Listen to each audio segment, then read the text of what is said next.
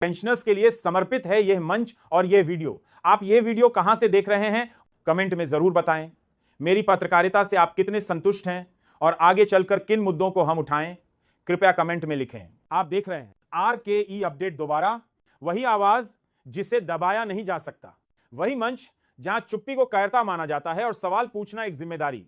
30 जुलाई को शिव गोपाल मिश्रा जी ने न्यूज तक चैनल पर पूरे 1 घंटे का विस्तृत इंटरव्यू दिया।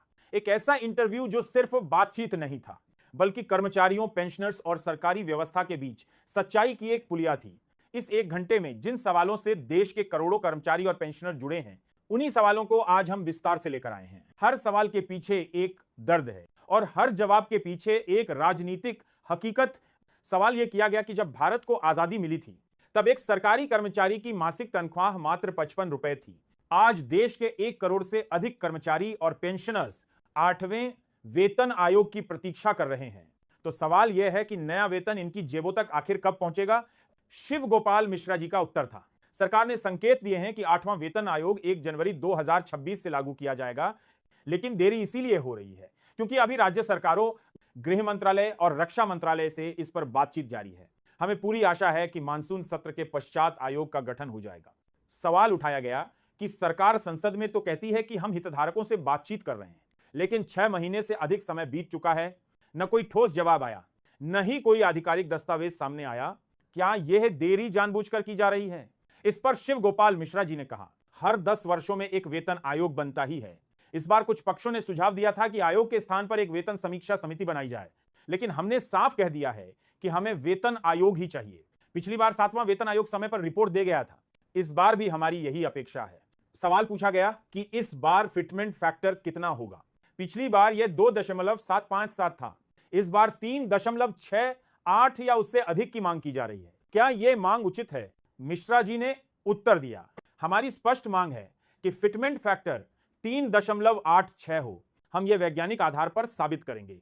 आज के समय में डॉक्टर अक्राइड फॉर्मूला, मोबाइल डाटा, बच्चों की शिक्षा, स्वास्थ्य सेवाओं और घरेलू जरूरतों को कवर नहीं करता। इसमें संशोधन आवश्यक है। सवाल किया गया कि क्या पुरानी पेंशन योजना वापस लाई जाएगी। सरकार ने यूनिफाइड पेंशन स्कीम लागू की है, जिसमें 50% पेंशन और 60% पारिवारिक पेंशन तय है।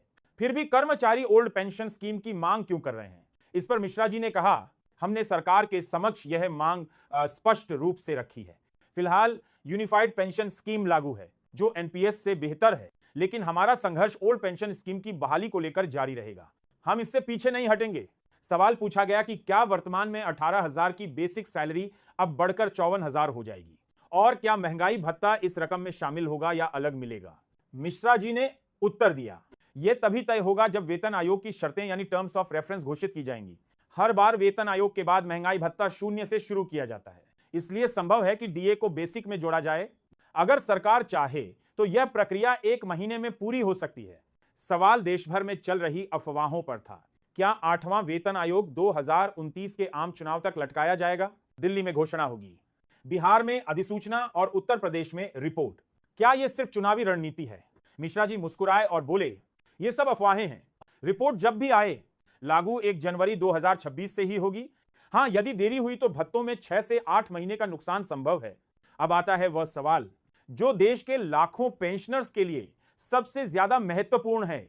18 महीने का एरियर अभी तक क्यों नहीं दिया गया? आप क्या कर रहे हैं? आपकी योजना क्या है? मिश्रा जी ने गंभीर लहजे में उत्तर दिया, यह सिर्फ बकाया वेतन नहीं, बल्कि पेंशनर्स की मेहनत की कमाई है।